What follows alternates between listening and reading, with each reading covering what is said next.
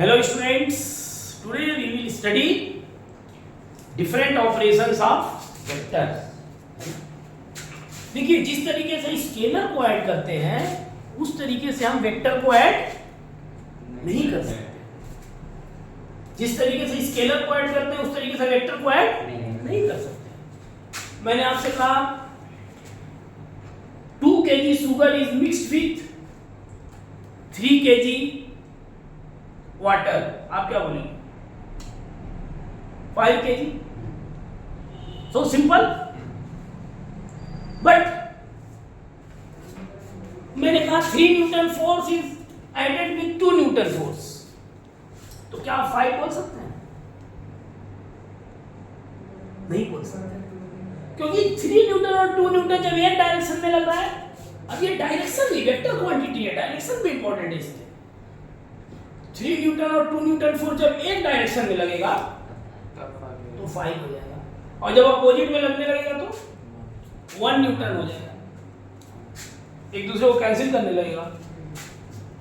इसी तरीके से मैंने कहा 2 मीटर लेंथ का रॉड है, उसमें 6 मीटर लेंथ का रॉड ऐड कर दिया गया, तो आप बोल सकते हैं कि 8 मीटर. लेकिन अगर 2 मीटर डिस्प्लेसमेंट और 6 मीटर डिस्प्लेसमेंट को मैंने कहा ऐड करो, तो क्या आप 8 बोल देंगे? नहीं बोल पाएंगे. क्यों? क्योंकि 2 मीटर और 6 मीटर जब एक ही डायरेक्शन में चले जाएंगे तो 8 मीटर हो जाएगा. लेकिन अगर मैं 2 मीटर एक डायरेक्शन में चलने के बाद फिर 6 मीटर अपोजिट में चल दूं, तो एक्चुअल में मैं इनिशियल पॉइंट से 4 मीटर डिस्प्लेस हुआ, तो इसकी वैल्यू 4 भी आ सकती है. तो एक्चुअल में जिस तरीके से हम स्केलर को ऐड करते हैं उस तरीके से वेक्टर को ऐड नहीं कर सकते हैं. तो वेक्टर को ऐड करने के लिए जो पर्टिकुलर मतलब ऑपरेशन, एक पर्टिकुलर मेथड डेवलप किया गया है, वो मैं आपको बताने जा रहा हूं. वो मेथड डेवलप कहां से किया गया, सबसे पहले उस पर हम बात करते हैं. जैसे मैंने एक सिंपल सा एग्जांपल आपको दिया. सपोज कर लीजिए कि कोई पर्सन है, वो 3 किलोमीटर ईस्ट में चल रहा है. कितना चल रहा? 3 किलोमीटर. सपोज मैंने स्केलिंग ले लिया, कोई स्केलिंग ले करके उसके हिसाब से कर दिया, मैंने इसको खींच दिया, ठीक है. तो 3 किलोमीटर ईस्ट में चल रहा हूं मैं, और फिर मैंने कहा वो पर्सन जो है किधर चल रहा है? 4 किलोमीटर नॉर्थ में चल रहा है. तो 4 किलोमीटर में नॉर्थ में कर दिया उसको. मैंने कहा कि बताइए पर्सन का डिस्प्लेसमेंट क्या है, what is the displacement of person. तो आप क्या करेंगे? इनिशियल पॉइंट को फाइनल पॉइंट से मिला देंगे. आप इसको कहेंगे 5 kilometre is the displacement of the person. बोलेंगे कि नहीं बोलेंगे? 5 kilometre is the displacement of the person. 3 kilometre और 4 किलोमीटर को ऐड करने पे हमें 5 किलोमीटर का डिस्प्लेसमेंट मिला. और डिस्प्लेसमेंट कैसी क्वांटिटी है? वेक्टर क्वांटिटी है. डिस्प्लेसमेंट कैसी क्वांटिटी है? वेक्टर क्वांटिटी है. तो मैंने अगर डिस्प्लेसमेंट को ऐड करने के लिए इस तरीके से रिजल्टेंट निकाला है, डिस्प्लेसमेंट को ऐड करके, तो मेरे माइंड में आइडिया स्ट्राइक किया कि डिस्प्लेसमेंट एक वेक्टर है. अगर इस तरीके से डिस्प्लेसमेंट रिजल्टेंट डिस्प्लेसमेंट निकल सकता है, तो इसी तरीके से रिजल्टेंट फोर्स भी निकल सकता है, रिजल्टेंट वेलोसिटी भी निकल सकती है. क्योंकि हर वेक्टर को जब हम इसी मेथड से, जब डिस्प्लेसमेंट को इस मेथड से ऐड कर सकते हैं, तो हर वेक्टर को इस मेथड से ऐड कर सकते हैं. तो आखिरकार रिजल्टेंट डिस्प्लेसमेंट निकालने के लिए मैं इस मेथड को अडॉप्ट कर रहा हूं. A person moves 3 kilometer due east, then 4 kilometer due north. What is the net displacement, resultant displacement? आपने एक लाइन खींचा 3 किलोमीटर ईस्ट में, 4 किलोमीटर नॉर्थ में, और इनिशियल पॉइंट को फाइनल पॉइंट से मिला दिया, आपको 5 किलोमीटर मिल गया. अब इसी मेथड को हम दूसरे वेक्टर्स के लिए भी अप्लाई कर सकते हैं. फॉर एग्जाम्पल मैंने कहा एक बॉडी है, there is a body, there is a body at which a force of 3 Newton is applied towards east and 4 Newton force is applied towards north. What is the net force on the body? तो you have a set pattern. Displacement आप पहले से जानते हैं कैसे हम add करते हैं, एक वेक्टर को ऐड करने का पैटर्न आपको मालूम है, तो आपने फिर वही किया, आपने 3 न्यूटन और 4 न्यूटन और इनिशियल को फाइनल से मिला दिया, पता चला कि ये कितना आ गया 5 न्यूटन। यानी कि आप कहेंगे कि बॉडी पे नेट फोर्स कितना है 5 न्यूटन, और ऐसा होता भी है रियल में, ऐसा प्रैक्टिकली देखा भी जाता है कि अगर 3 न्यूटन और 4 न्यूटन दो फोर्सेस परपेंडिकुलर इस तरीके से बॉडी पे लग रहे हैं, तो एक रिजल्टेंट फोर्स 5 न्यूटन का बॉडी पे एक्सपीरियंस होता है, और उसकी डायरेक्शन एग्जैक्टली वही होती है जो हम इस ग्राफिकल मेथड से देख रहे हैं। अब डायरेक्शन क्या होगी नेट फोर्स की? नेट फोर्स की डायरेक्शन होगी, अगर इसको थीटा मान लिया जाए तो tan theta perpendicular upon base 4/3 can be written as tan 53 degree, तो theta is equal to 53 degree। यानी आप कह सकते हैं कि रिजल्टेंट फोर्स कितना लग रहा है due 53 degree north of east, due 53 degree north of east. Getting my point? या वर्टिकल से 37 हो जाएगा, ये कितना हो जाएगा 37, तो आप ये भी बोल सकते हैं due 37 degree east of north. Are you getting my point? Is there any problem? मतलब कि हमने वेक्टर को ऐड करने का जो कॉन्सेप्ट डेवलप किया, उसका जो फीडबैक है वो डिस्प्लेसमेंट के मेथड से ही लिया गया है। बाद में इसी कॉन्सेप्ट को हम एक स्पेशल नाम दे देते हैं head tail method. Graphical method का इस तरीके से, ग्राफिकल मेथड से जब हम जोड़ रहे हैं, ये ग्राफिकल मेथड है, लाइन खींच करके जोड़ रहे हैं बाय यूजिंग ग्राफिक्स, तो ग्राफिकल मेथड में या हेड टेल मेथड इसको कहते हैं, इस तरीके से हम दो या दो से ज्यादा वेक्टर को भी ऐड कर सकते हैं। Getting my point? तो सबसे पहले मैंने ये आपको बताया कि दो वेक्टर को ऐड करने का आइडिया कहां से डेवलप हुआ। जब हमने डिस्प्लेसमेंट को ऐड किया तो वहां से मुझे आइडिया डेवलप हुआ, मेरे दिमाग में आइडिया आया कि यही मेथड तो हम फोर्स के लिए भी लगा सकते हैं, क्योंकि फोर्स भी वेक्टर क्वांटिटी है। अब उसमें हमको एक लेंथ खींचनी पड़ती है, जैसे डिस्प्लेसमेंट खींचनी पड़ती है, वैसे फोर्स, वेलोसिटी या किसी भी दूसरे वेक्टर क्वांटिटी के करेस्पॉन्डिंग एक स्केल बना के हम वो वेक्टर खींच लेंगे, लाइन खींच लेंगे, और खींचने के बाद इनिशियल पॉइंट को फाइनल पॉइंट से मिला देंगे। वही क्या होगा रिजल्टेंट, वही क्या होगा रिजल्टेंट वेक्टर होगा। और इस वेक्टर को, इस तरीके से वेक्टर को जोड़ना कहलाता है graphical method, head tail method. क्या ये head tail method? Vector addition, इससे पहले जो हम लोग डिस्कशन कर लिया इतना कि हेड टेल मेथड कहां से अडॉप्ट किया गया, उसी को क्या कहते हैं हेड टेल मेथड। जो मैंने वेक्टर का डिस्प्लेसमेंट को ऐड करके उसी कॉन्सेप्ट को दूसरे वेक्टर्स के लिए भी अप्लाई कर दिया, तो उसमें एरो बना करके एरो हेड लगाते हैं। भाई जिस डिस्प्लेसमेंट को ऐड करेंगे तो जो पर्टिकुलर डायरेक्शन में डिस्प्लेसमेंट है पहले उसको खींचेंगे, फिर दूसरे डिस्प्लेसमेंट को खींचेंगे। इस तरीके से हम जब ऐड करते हुए चले जाते हैं तो बेसिकली हम क्या करते हैं, हेड को टेल से मिलाते हैं, हेड को टेल से मिलाते हैं, और फाइनली जब हमको नेट डिस्प्लेसमेंट निकालना होता है तो इनिशियल पॉइंट को फाइनल से मिला देते हैं, फाइनल के हेड से। इस मेथड को कहते हैं हेड टेल मेथड। क्या कहते हैं हेड टेल मेथड। और उसी को हम इस ग्राफिकल मेथड में पूरी तरीके से अडॉप्ट करेंगे। डिस्प्लेसमेंट को जैसे हम ऐड किए वैसे ही फोर्स को ऐड करेंगे, वेलोसिटी को ऐड करेंगे, और दूसरी वेक्टर क्वांटिटीज को ऐड करेंगे। तो वेक्टर एडिशन में हमने दो पार्ट किया, दो तरीके की क्लासिफिकेशन की।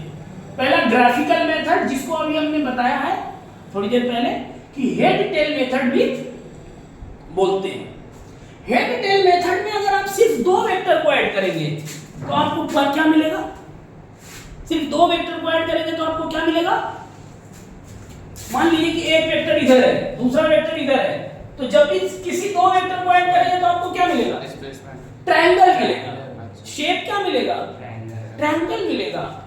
जब दो वेक्टर को सिर्फ ऐड करेंगे तो हमें एक ट्रायंगल मिलेगा, इसलिए इस तरीके के मेथड को कहते हैं ट्रायंगुलर मेथड। ये किसके लिए अप्लाइड है? सिर्फ दो वेक्टर को किसी भी तरीके से ऐड करिए, ऐसे करके ऐड कर दीजिए। पहले वेक्टर के हेड को दूसरे वेक्टर के टेल पे, दूसरे वेक्टर का टेल पहले के हेड पे, और फाइनल के हेड के ऊपर इनिशियल के टेल को फाइनल के हेड से जोड़ देते हैं। तो इसी को नेट वेक्टर कहेंगे, रिजल्टेंट वेक्टर कहेंगे। ये ए वेक्टर हो गया, ये बी वेक्टर हो गया, और ये रिजल्टेंट वेक्टर हो गया इन दोनों का। लेकिन इससे बनेगा ट्रायंगल, इसलिए इसका क्या नाम रखा गया? Triangular method. अगर आप दो से ज्यादा वेक्टर को ऐड करना चाहते हैं, तो जरूरी थोड़े किसी बॉडी पे दो ही फोर्स लग रहा हो। Body can have more than two forces from different directions. तो उस केस में अगर मोर देन टू फोर्सेस लग रहे हैं, या कोई body more than two velocities, three velocities के इफेक्ट में है, हमको मोर देन टू वेक्टर जोड़ने हैं, मोर देन टू वेक्टर्स जोड़ने हैं, तो ऐसे में पॉलीगन मेथड होता है। वो क्या होता है? जैसे मान लीजिए मैंने कहा एक वेक्टर ये है, दूसरा वेक्टर ये है, तीसरा वेक्टर ये है, मैंने कहा इन तीनों को ऐड करिए। तो आप जब ऐड करेंगे तो क्या करेंगे? फर्स्ट के हेड पे दूसरे का टेल, पहले की मूंछ पे दूसरे की पूंछ, हेड टेल मेथड। पहले के हेड पे दूसरे का टेल, फिर दूसरे के हेड पे तीसरे का टेल। Getting my point? और फाइनली मैंने आपको क्या बताया? इनिशियल के टेल को फाइनल के हेड से मिला देंगे। तो ये हो गया यहां रिजल्टेंट वेक्टर, जिसको A vector plus B vector plus C vector बोलेंगे। A vector plus B vector plus, अब यहाँ पे 1 2 3 4 चार साइड का एक स्ट्रक्चर बना, इसको कहते हैं पॉलीगन मेथड। क्या कहते हैं इसको? Polygon method. पॉलीगन मेथड है ये। Getting my point? तो आपको मैंने बताया कि वेक्टर एडिशन, वेक्टर को जोड़ना स्केलर की तरह नहीं होता है। वेक्टर को ऐड करने में डायरेक्शन और मैग्नीट्यूड दोनों का इफेक्ट होता है। इसलिए वेक्टर को ऐड करने का एक कॉन्सेप्ट तो हमने डिस्प्लेसमेंट से कॉपी किया, कि जैसे हम डिस्प्लेसमेंट को ऐड करते चले जाते हैं, उसी तरीके से किसी भी वेक्टर को ऐड कर सकते हैं। और उसको कॉपी किया तो मैंने उससे एक नया मेथड डेवलप किया, हेड टेल मेथड। पहले के हेड पे दूसरे का टेल, दूसरे के हेड पे तीसरे का टेल, तीसरे के हेड पे चौथे का टेल, ऐसा करते चले जाएंगे, और फाइनली इनिशियल के टेल को फाइनल के हेड से मिला देंगे। तो वो एक रिजल्टेंट वेक्टर वो मिलकर तैयार हो जाएगा। अब इसमें भी मैंने दो मेथड बताया, triangular method, polygon method. Triangular method का मतलब ट्रायंगल बनेगा। डेफिनेट सी बात है, दो वेक्टर जब आप ऐड करेंगे तो ट्रायंगल का स्ट्रक्चर ही बनके तैयार होगा। तो इसको ट्रायंगुलर मेथड क्लासिफाई कर दिया गया। और अगर दो से ज्यादा वेक्टर को आप ऐड कर रहे हैं, दो से ज्यादा फोर्सेस को ऐड कर रहे हैं, तो डेफिनेट सी बात है वो पॉलीगन मेथड होगा। ठीक है ना? This is basically graphical method. इसको क्या कहते हैं? आप इस शेप को बनाया, दूसरा शेप भी बन सकता है। डेफिनेटली वो तो डिपेंड करता है कि फोर्सेस किस किस डायरेक्शन में लग रहे हैं, फोर्सेस किस किस डायरेक्शन में लग रहे हैं, वो इस पे डिपेंड करता है। ठीक है? बाय द वे, अगर क्लोज्ड लूप बन गया, सारे वेक्टर को आप जोड़ते चले गए और क्लोज लूप बन गया, क्लोज लूप बन गया, तो उसका रिजल्टेंट क्या होगा? जीरो। कीप इन माइंड, जैसे मान लीजिए कि एक वेक्टर इधर लग रहा है, ए वेक्टर, दूसरा वेक्टर इधर काम कर रहा है, बी वेक्टर, और तीसरा वेक्टर इधर काम कर रहा है, सी वेक्टर। तो ए वेक्टर, बी वेक्टर और सी वेक्टर जब मैंने ऐड किया तो ये क्लोज फॉर्म में बन गया। अब जब ये क्लोज बन गया तो रिजल्टेंट खींचने की कोई जगह मिली नहीं। कहीं आप कहीं इनिशियल के हेड से, टेल से फाइनल के हेड पे कहीं लाइन खींच सकते हैं, यानी कि इसका रिजल्टेंट ऑटोमेटिकली क्या हो जाता है? जीरो हो जाता है। यानी कोई भी 3 वेक्टर किसी बॉडी पे लग रहा है, 3 फोर्सेस किसी बॉडी पे लग रहा है, और उससे आपने जब ग्राफिकल मेथड से, हेड टेल मेथड से 1 by 1 ऐड करने की कोशिश की, तो डेफिनेटली वो क्या बन जा रहा है, क्लोज फॉर्म बन जा रहा है। जब क्लोज बन जा रहा है तो इसका मतलब वो रिजल्टेंट क्या होगा, 0 होगा। Are getting my point? Is it clear?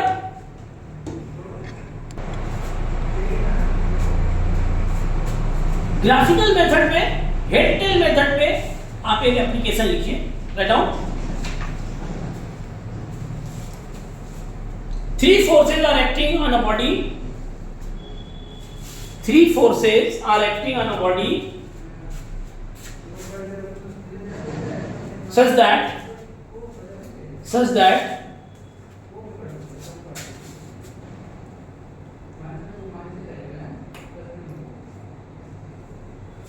4 Newton is due east,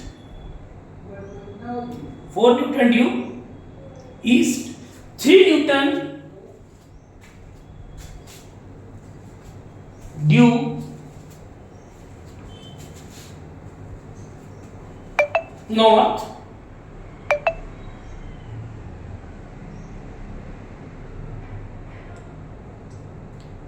and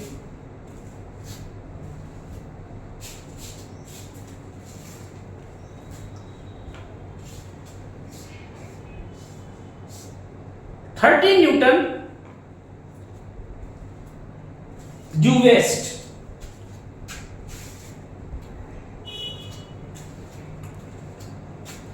Find the resultant force and its direction on the body.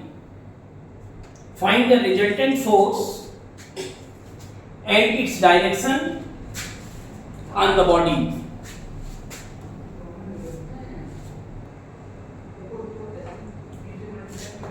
मैंने जो प्रॉब्लम दिया अभी वो हेड टेल मेथड से किया जाएगा, अगर तो कैसे किया जाएगा उसका मेथड समझ लीजिए। आपको एक स्केल लेना होगा। आप सिंपल स्केल भी ले सकते हैं कि 1 newton is equal to 1 centimetre, या आप 1 न्यूटन को 2 सेंटीमीटर भी ले सकते हैं। तो जो 4 न्यूटन है वो 8 सेंटीमीटर हो जाएगा, जो 3 न्यूटन है वो 6 सेंटीमीटर हो जाएगा, जो 13 न्यूटन है वो 26 सेंटीमीटर हो जाएगा। यानी मैं स्केलिंग कर रहा हूं। स्केलिंग ग्राफिकल मेथड में, हेड टेल मेथड में स्केलिंग आपको करनी पड़ेगी। 4 सेंटीमीटर के बराबर नहीं हो सकता, लेकिन ये हमारा एक स्केलिंग करने का तरीका है कि हम उसकी लेंथ को ही उसके मैग्नीट्यूड के प्रोपोर्शनल लेके चल रहे हैं। ठीक है, तो सबसे पहला फोर्स किधर लगा था? 4 न्यूटन ड्यू ईस्ट। तो यहां देखिएगा मैंने करीब 8 सेंटीमीटर लेंथ की एक लाइन खींची है ईस्ट डायरेक्शन में, ये पहला वेक्टर। दूसरा फोर्स जो लग रहा था बॉडी में 3 न्यूटन का, तो मैंने क्योंकि scaling 1 newton is equal to 2 centimetre की है, तो 3 न्यूटन के करेस्पॉन्डिंग मैंने 6 सेंटीमीटर की लाइन खींची है। यानी ये वाली लाइन जो है वो 4 न्यूटन को रिप्रेजेंट कर रही, और ये लाइन 3 न्यूटन को रिप्रेजेंट कर रही, और फिर ये 13 न्यूटन फोर्स लग रहा था किधर? वेस्ट में। तो उसके करेस्पॉन्डिंग मैंने 26 सेंटीमीटर की लाइन खींची है। ये कितना रिप्रेजेंट कर रहा? 13 न्यूटन फोर्स को रिप्रेजेंट कर रहा। अब मैंने इनिशियल के टेल को फाइनल के हेड से यहां मिला दिया है, आप देख रहे हैं। अब इसकी डायरेक्ट में लेंथ अगर मेजर कर रहा हूं स्केल से, देखिए सारी चीजें स्केल से। ग्राफिकल मेथड में यही एक तरीके से समझ लीजिए डिमेरिट ही है कि अगर थोड़ा सा भी स्केल के मेजरमेंट में गलती हुई तो आपका रिजल्टेंट गलत आ जाएगा। It should be very accurate, measurement should be very accurate, क्योंकि कोई कैलकुलेटिव मेथड नहीं है ये सिंपली लेंथ के ही अकॉर्डिंग आपका मेजरमेंट होता है। जो रिजल्टेंट वेक्टर की लेंथ आती है उसी से फाइनली रिजल्टेंट वेक्टर का मैग्नीट्यूड पता चलता है। तो ये अप्रोक्सीमेटली मैं जब मेजर कर रहा हूं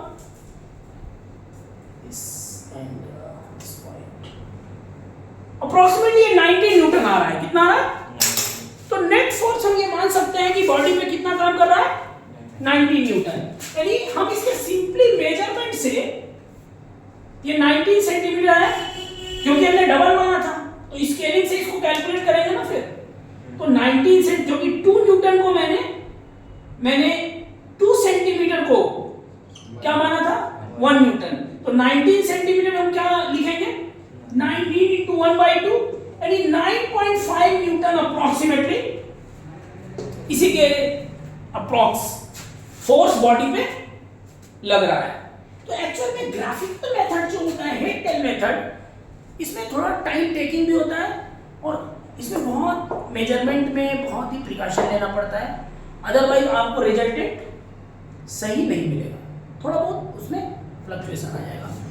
इन्हीं सारे डिमेरिट्स की वजह से हम एक नया मेथड डेवलप करते हैं कैलकुलेटिंग मेथड, इससे भी रिजल्टेंट निकल रहा है, लेकिन इसमें बहुत ज्यादा एक्यूरेसी, आपको बहुत प्रिकॉशन लेना पड़ेगा, मेजरमेंट एक्यूरेटली करना पड़ेगा, ये सारी चीजें हैं, टाइम टेकिंग है ये। कैलकुलेटिव मेथड को हम 2 पार्ट में क्लासिफाई करते हैं, parallelogram method and coordinate method. Parallelogram method and coordinate method. Parallelogram method में हमें कोई भी इस तरीके का मेजरमेंट ड्रा करके मेजरमेंट नहीं लेना है, डायरेक्ट हम एक फार्मूला डिराइव कर लेंगे अकॉर्डिंग टू पैरेललोग्राम मेथड, और उस फार्मूले से डायरेक्ट हम 2 वेक्टर का रिजल्टेंट कैलकुलेट कर लेंगे। और उसके बाद कोऑर्डिनेट मेथड से आप देखेंगे it is more easy to add 2 and more than 2 vectors. 2 या 2 से ज्यादा वेक्टर को ऐड करना भी आसान है, सबट्रैक्ट करना, everything is more easy in coordinate method. Getting my point? तो अभी पैरेललोग्राम मेथड की स्टडी करेंगे, दैट इज इसको अगले इसमें वीडियो में हम लोग देखेंगे कि पैरेललोग्राम मेथड की स्टडी करके कैसे हम 2 वेक्टर को ऐड करते हैं।